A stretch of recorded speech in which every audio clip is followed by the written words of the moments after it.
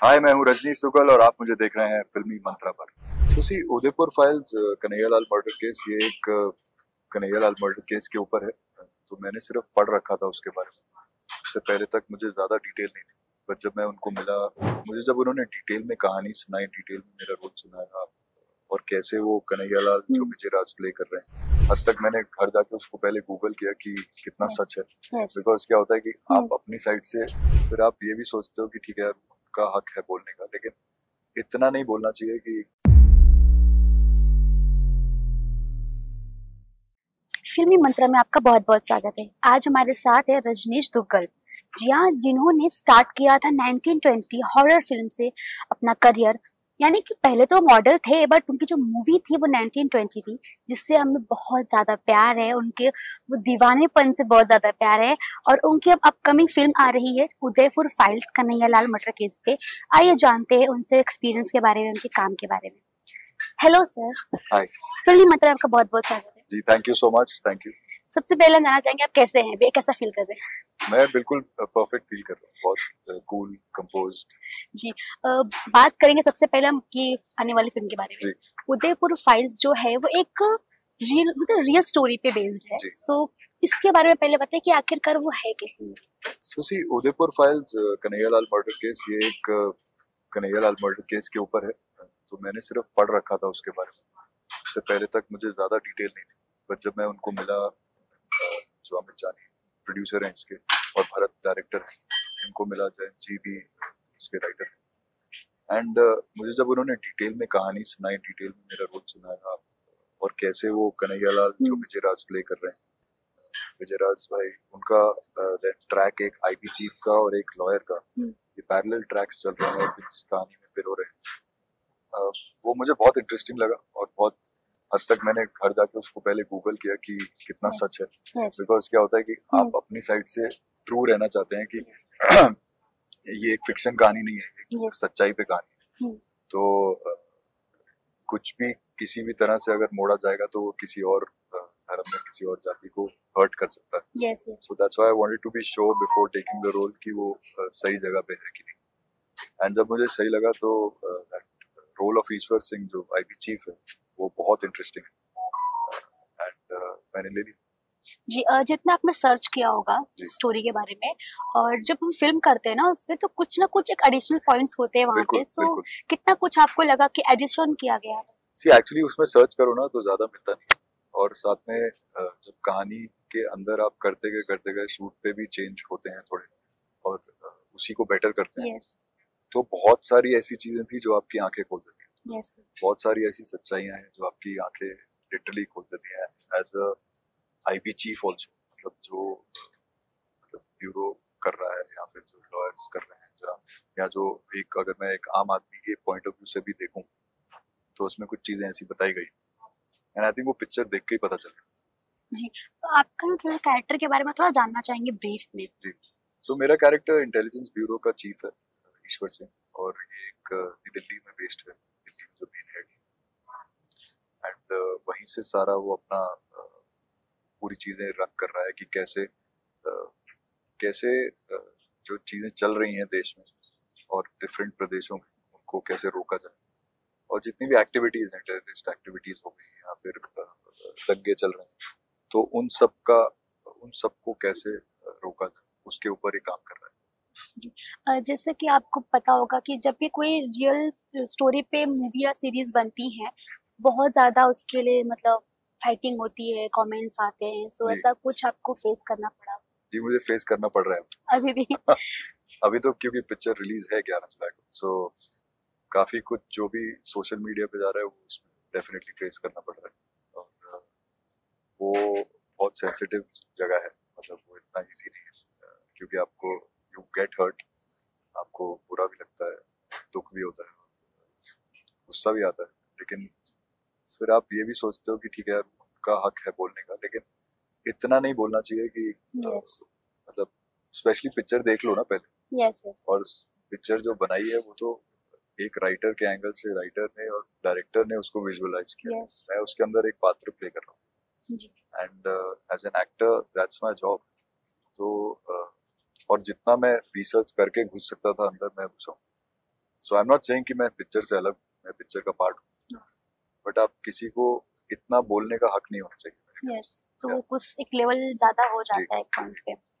जी, काफी ना फिल्म के पार्ट्स को कट करना पड़ जाता है अगर ऐसा प्रॉब्लम आ जाता है। इसमें भी करना पड़ा, कट करना पड़ेगा। बिल्कुल, इसमें सेंसर बोर्ड के उससे काफी चीजें हैं जो कट हुई हैं, काफी चीजें हैं जो शब्द बदले गए, क्योंकि सेंसर से अप्रूव नहीं हुआ था वो सब, और उन्होंने बहुत मार्किंग्स करके भेजी, बहुत चेंजेस हुए, करीब आई थिंक 4 बार शायद चेंज हुआ, और लास्ट लगभग 2.5 महीने से चेंजेस ही चल रहे हैं। ओह माय गॉड, तो कोई भी सीन ऐसा रीशूट करना पड़ा, ऐसा कुछ हुआ? कुछ रीशूट नहीं किया है, 2 सीन आई थिंक काटे हैं, और बाकी जो चीजें हैं उसमें कुछ एक आध शब्द जो है वो बदला है। सो बिकॉज आप एक्टर हैं और आपने परफॉर्म किया है और आपके सीन्स जब कट होते हैं सो कैसा फील होता होगा? एक बहुत इम्पोर्टेंट सीन था जो कट हुआ है, वो मतलब वो एक ऐसी स्पेस थी जहाँ पे ये एक आईबी चीफ है और ये पूरे जितने भी डिफरेंट स्टेट्स के जो हेड्स हैं उन सबको वो सजेस्ट कर रहा है, गाइड कर रहा है, और वो एक्चुअली में आंखें खोलने वाला सीन था, जिसके अंदर जो डिटेल्स थी वो बहुत स्ट्रॉन्ग थी। तो मैंने शूट करते हुए भी पूछा था कि आपको लगता है कि ये रहेगा? मैंने पूछा था ये, मुझे याद है, और उन्होंने कहा नहीं नहीं हम संभाल लेंगे, हो जाएगा, दिस इज द ट्रूथ, ये बताना जरूरी है। बट वो चीज, वही चीज कटी और वो मुझे शूट करते हुए भी लगा था कि यार ये आपको लगता है कि ये रहेगा, क्योंकि आई डाउट, क्योंकि इतना इतना जो एक अबे सच आप बोल रहे हैं सच है, लेकिन ये मैंने कभी नहीं सुना कि ये सच है। तो क्या ये एक ऑडियंस या सेंसर बोर्ड में जो बैठे होंगे वो ऐसा लेंगे इसको? तो वो कटा है सीन। बट उसके लिए आपकी प्रिपरेशन भी होगी। प्रिपरेशन तो बहुत थी, बिकॉज वो पूरा मोनोलॉग ही था, मतलब मेरे लिए तो 3-4-5 पेज था। So, आपके लिए बहुत वो हर्टफुल मोमेंट होगा कि हाँ, हर्टफुल इसलिए क्योंकि वो एक आपकी प्रिपरेशन गई है उसके अंदर, आपने जिस हिसाब से वो सीन किया बहुत अपने एज एन एक्टर बहुत अच्छे से किया है, और लेकिन see eventually in a film that वो रहता है जो रहना चाहिए, आई थिंक, तो उन्होंने उसको काटा है और फिर वैसे किया। तो जैसे सर ना ये मूवीज आपने बताई बहुत कुछ आपको देखना पड़ा, बहुत कुछ सहना भी पड़ रहा है अभी भी, तो इसमें जब आप शूट कर रहे थे तो ऐसी कोई पार्ट जो आपको गूगल पे ऑब्वियसली नहीं मिली होगी बट बाद में मिली एंड आपको रियलाइज हुआ, ओह माय गॉड ये भी कोई सच है जो नहीं पता है काफी लोगों को? जी हाँ, मतलब तो इसके अंदर डेफिनेटली कन्हैयालाल की फैमिली के बारे में और इनके बारे में ज्यादा लोगों को नहीं पता, जो अब सारा कुछ धीरे धीरे पता चलेगा, क्योंकि उनकी फैमिली को इन्होंने साथ में रखा है, फैमिली के साथ ये रेगुलर टच में रहे हैं, even from the writing point तब से लेके अब तक, और रिलीज तक, रिलीज के बाद भी रहेंगे, और काफी इसमें से जो अर्निंग्स आएंगी वो भी उनके फैमिली को ही जाएंगी, मतलब तो ये उनका प्लान भी वही है। एंड बहुत सी चीजें जो सेट पे डिस्कस होती थी वो कुछ ऐसी थी जो पहली बार पता चल रही थी, मतलब आई हैड नो क्लू कि जैसे हमने जब समझिए कश्मीर फाइल्स देखी या फिर केरला स्टोरी देखी तो बहुत सी चीजें थी जो आपको पता चली जब आपने देखी पिक्चर, अदरवाइज आप सोच भी नहीं सकते कि यार ऐसा होता है क्या। एंड इसमें भी कुछ ऐसी चीजें हैं जो आप देखेंगे तभी पता चलेगा। सो जैसे कि आपने जब मूवीज देखी थी तो आपने सुना था कि क्या कुछ नहीं, ऑडियंस भड़क रही, लोग भड़क रहे, सो आपको ऐसा फीलिंग नहीं आया कि मैं भी तो कुछ ऐसे ही करना जा रहा हूँ तो कहीं मुझे फेस करना पड़े? हाँ सर, जिस दिन मैंने वो फिल्म साइन की और मैं पहले दिन जब सेट पे गया तो मेरे माइंड में वही थॉट चल रही थी कि इसमें डेफिनेटली कंट्रोवर्सीज भी हो सकती हैं, इसमें डेफिनेटली लोग भड़क सकते हैं, बट देन ये कहानी एक सच्ची कहानी है जो बतानी चाहिए। सो ये जब आपको ऑफर हुआ था तो रीजन क्या था सिलेक्ट करने का?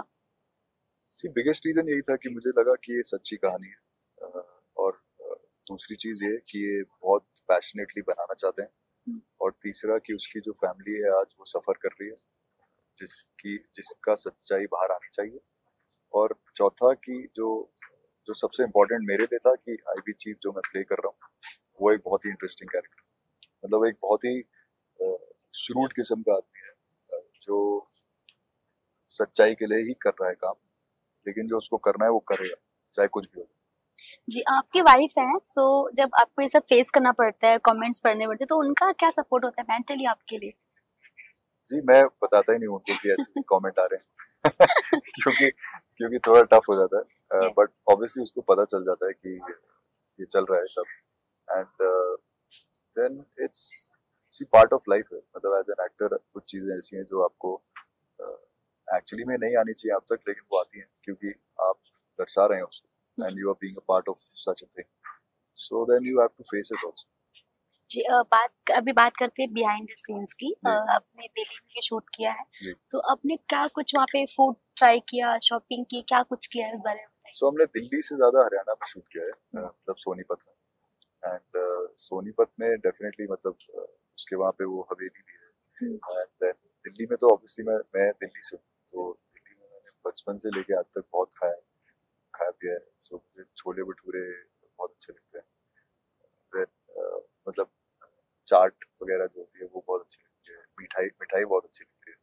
So overall this is my main food Delhi में जब मैं जाता हूँ, या फिर अगर मतलब दिल्ली में मम्मी वगैरह होते हैं तो फिर मैं बोल देता हूँ कि यार आप राजमा चावल प्लीज बना के रखिए, मैं आ रहा हूँ, तो इतना ही होता है, तो विच इज गुड। या फिर दोस्त जो होते हैं, फिर दोस्त वगैरह तो अगर किसी जगह जाएं तो हमें पता है कुछ गली है जहाँ पे परोठे मिलते हैं, तो वो वी ऑल गो।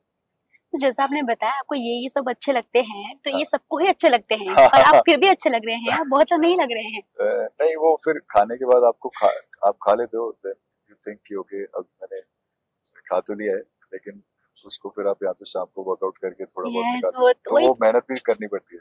तो वो फिर आप बताओ टिप्स थोड़ा सा कि क्या करते हो आप। सी हेल्थ टिप्स मतलब यही हो जाती है कि आपको डेफिनेटली ध्यान देना चाहिए कि लगभग 1 घंटा पौना घंटा 45 मिनट्स टू 1 आवर रोज आपको निकालना चाहिए, कम से कम 5 दिन हफ्ते में, जो अपनी बॉडी पे होना चाहिए। तो या तो जिम हो सकता है, रनिंग हो सकती है, आप कोई स्पोर्ट खेल सकते हो, आप वॉकिंग वॉकिंग फ्रैंकली ठीक है, लेकिन इतना उससे कोई थोड़ा सा हाइपर एक्टिविटी करनी चाहिए। प्लस साथ में खाने का ये ध्यान रखना चाहिए कि एक टाइम के बाद लाइक से 7-8 बजे के बाद मैक्सिमम, उसके बाद बहुत ज्यादा ना खाएं। तो वो एक प्रॉब्लम है जो सबकी हो जाती है कि ऐसे उसके बाद ही पैकेट खुलते हैं चिप्स के, उसके बाद ही सब जंक फूड निकलता है। So I think that is something जो कंट्रोल करना बहुत जरूरी है। जी, आपकी एक और शॉर्ट फिल्म है फ्रेजाइल, उसके बारे में कुछ बताइए।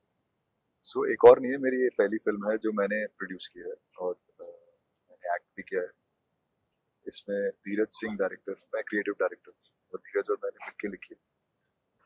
ये फिल्म फ्रेजाइल एक्स सिंड्रोम के ऊपर है। फ्रेजाइल एक्स सिंड्रोम एक हेरिडिटरी कंडीशन है जो इनक्योरेबल, नॉन क्योरेबल है, एंड बेसिकली जिस भी फैमिली में ऐसा स्पेशल चाइल्ड आता है, so this is also fragile X syndrome is also the root cause of autism, मतलब एक ऑटिज्म के ही स्पेक्ट्रम में आता है ये सिंड्रोम होता है, और बहुत टेक्निकल है, लेकिन इसके बारे में अभी सिर्फ 2 से 3% लोग इंडिया में जानते हैं।